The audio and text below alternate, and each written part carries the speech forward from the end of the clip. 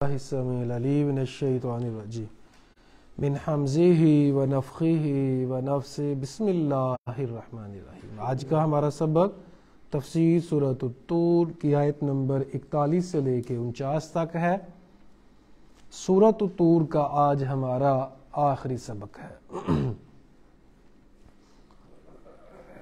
بات پیچھے کی جا رہی ہے، اس پوری سورہ کا مین موضوع یہ ہے کہ لوگ دین کی طرف کیوں نہیں آتے، عمل کی طرف کیوں نہیں آتے۔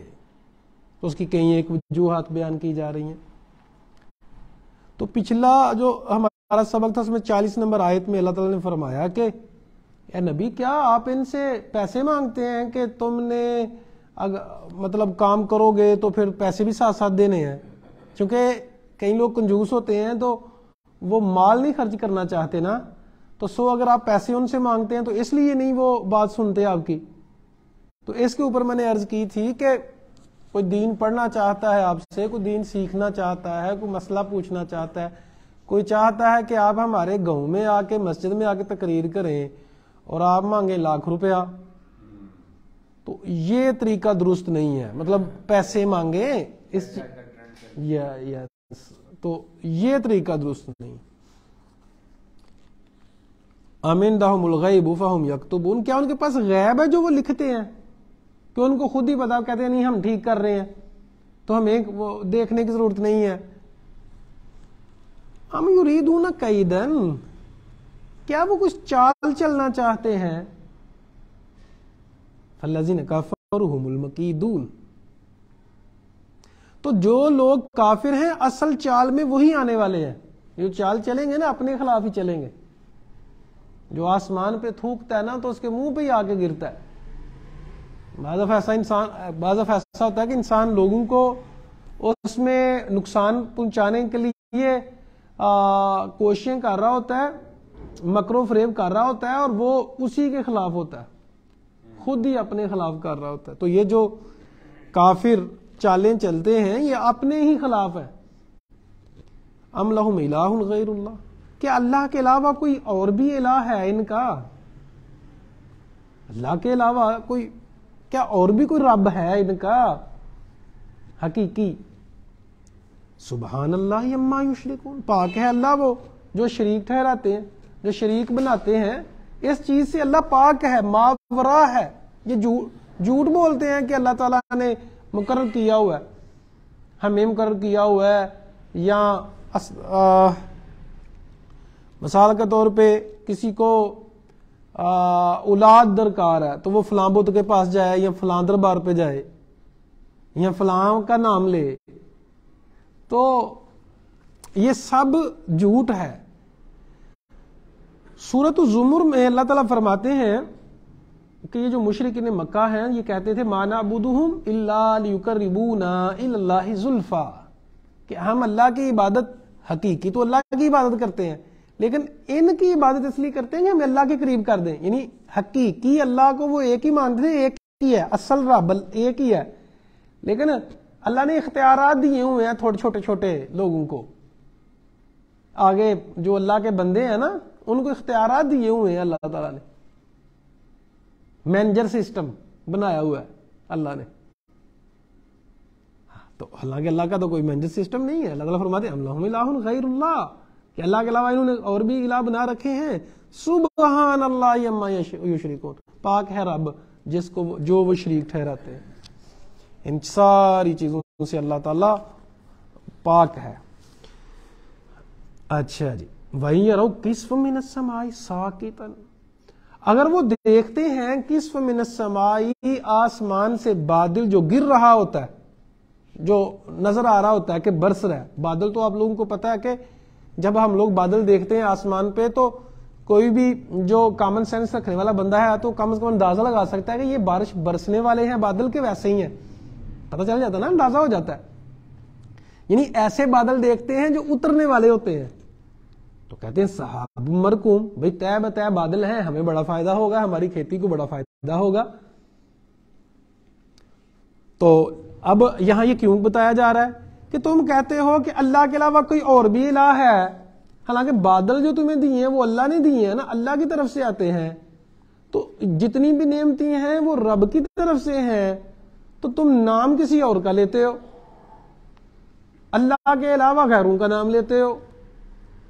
فذرہم، یہ ساری باتیں سمجھانے کے بعد کہا فذرہم، ان کو چھوڑ دیجئے، ان کو ان کے حال پہ چھوڑ دیجئے، دعوت حق دینے کی کوشش کریں لیکن پھر فذرہم، ان کو چھوڑ دیجئے، حتی یلاقوا یومہم الذی فیہ یوسعون، یہاں تک کہ وہ ایسے دن کو جا کے چکھ لیں، یومہم الذی فیہ یوسعون، جس میں ان کو بے ہوشی کیا جائے گا، بے ہوش کیے جائیں گے اس دن کو جا میں، یعنی قیامت والا جو دن ہے یہ ایسا دن ہوگا کہ انسان کے اوپر بے ہوشی طاری ہوگی، کوئی ہوش نہیں ہوگا عذاب کی وجہ سے۔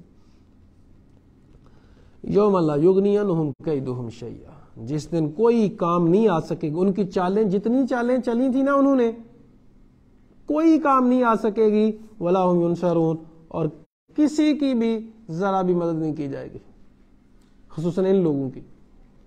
دیکھیں قیامت والے دن یا قیامت کے بعد یا دنیا میں مدد تو اللہ کی طرف سے خصوصی اس کی ہوتی ہے جو اللہ والا ہے، اللہ سے مدد مانگتا ہے، رب سے التجا کرتا ہے۔ یہ جو سارا قرآن مجید ہے اس کے کئی مضامین ہیں، ان میں سے ایک مضمون یہ ہے جو بڑا اہم ہے، جب بھی مانگو رب سے مانگو، مشکل پیش آئے تو رب سے مانگو، التجا کرو تو رب سے کرو، ٹھیک ہے جی۔ ہاں، تو اللہ تعالیٰ فرماتے ہیں کہ یہ جو لوگ اس طرح کام کریں گے نا دنیا میں تو ان کی تو ہوگی، مدد بھی ہوگی، سب کچھ ہوگا، لیکن یہ لوگ وَإِنَّ لِلَّذِينَ ظَلَمُوا عَذَابًا دُونَ ذَلِكَ، وہ بے شک وہ لوگ جنہوں نے ظلم کیا، عذابًا دون ذالک، یہ قیامت والے دن کے علاوہ بھی عذاب ہے، عذاب زندگی میں بھی اللہ تعالیٰ کہیں کہیں عذاب دیتا ہے۔ وَإِنَّ لِلَّذِينَ ظَلَمُوا، یہ جو لوگ ظالم ہیں، عذابًا دون ذالک، ان کے لیے عذاب ہے اس کے علاوہ بھی، یہ جو قیامت کا عذاب ہے نا، آخرت کا عذاب ہے، اس کے علاوہ بھی عذاب ہے۔ وَلَٰكِنَّ أَكْثَرَهُمْ لَا يَعْلَمُونَ، لیکن اکثر لوگوں کو اس چیز کی سینس نہیں ہوتی، پتہ نہیں ہوتا۔ وَلَٰكِنَّ، لیکن اکثرهم، اکثر لوگ لا یعلمون، ان چیزوں کو سمجھتے نہیں ہیں، پتہ نہیں ہوتا ان کو۔ فاصبر لحکم ربک، بس اپنے رب کے حکم کا انتظار کیجئے، صبر کرو، فاصبر، صبر کریں، لحکم ربک، اپنے رب کے حکم آنے تک۔ فتح کب آنی ہے، مدد کب آنی ہے، اس وقت تک صبر کرو، رکے رہو، ڈٹے رہو، جمے رہو۔ فإنک بأعیننا، آپ ہماری آنکھوں کے سامنے ہیں، اللہ دیکھ رہا ہے۔ وَسَبِّحْ بِحَمْدِ رَبِّكَ، رب کی تسبیح بیان کریں، ہی نہ تقوم، جب آپ کھڑے ہوں۔ اب کھڑے ہونے سے کیا مراد ہے جی؟ اچھا جی، نیند کے، اچھا ایک تو یہ ہے جی، مفسرین نے کہا ہے جب آپ اٹھے نیند سے کھڑے ہوں تو پھر آپ سبحان اللہ الحمدللہ، یعنی یہ جو ہے نا سبح بحمد ربک، اس سے مراد ہے الحمدللہ کہنا، اور اسی طرح سبحان اللہ الحمدللہ کہنا، تو دعا بھی ہے نا الحمدللہ الذی احیانا بعد ما اماتنا، تو یہ ہے۔ بعض نے یہ کہا ہے کہ جب بھی کسی مجلس سے اٹھیں تو پڑھیں، تو پتہ نا آپ لوگوں کو کہ نبی کریم صلی اللہ علیہ وسلم نے دعا سکھلائی ہے کہ جب بھی کسی مجلس سے اٹھیں، مجلس کفارہ مجلس کی دعا، یعنی جب ہم کسی مجلس میں بیٹھے ہوتے ہیں تو جب اٹھے نا تو سبحانک اللہم و بحمدک اشہد ان لا الہ الا انت استغفرک واتوب الیک، تو سبحانک اللہ، تو وہاں بھی اللہ کی حمد ہے۔ جب آپ مجلس سے اٹھتے ہیں کسی سے پھر بھی حمد پڑھیں، جب آپ سو کے اٹھتے ہیں تو پھر بھی پڑھیں۔ وَمِنَ اللَّيْلِ فَسَبِّحْ، رات کے کچھ حصے میں بھی تسبیح بیان کرو رب کی۔ سبحان اللہ و بحمدہ جو 100 دفعہ پڑھتا ہے، حضور کریم صلی اللہ علیہ وسلم نے فرمایا اس کے پچھلے سارے گناہ معاف ہو جاتے ہیں۔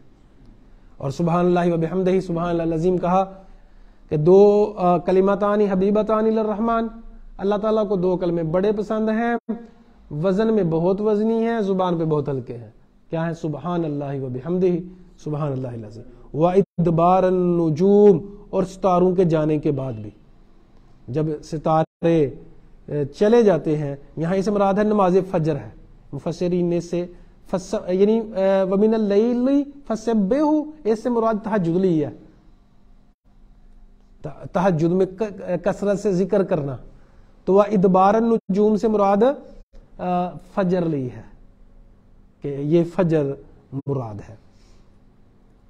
تو حافظ عبدالسلام بن محمد ہمارے استاد محترم، اللہ تعالیٰ ان کو صحت تندرستی عطا فرمائے، وہ فرماتے ہیں کہ سبح جو ہے نا، اس کا معنی جو ہے وہ عام ہے، مطلب یہ نہیں ہے کہ صرف تہجد کے لیے. ومن اللیل، رات کے کسی حصے میں، پیچھے بھی تو کہا نا کھڑے جب ہوں، تو دن میں، رات میں، صبح شام، خصوصی طور پہ صبح اور شام کے اذکار، صبح اور شام کے اذکار. صبح کے اذکار کب ہوتے ہیں جی؟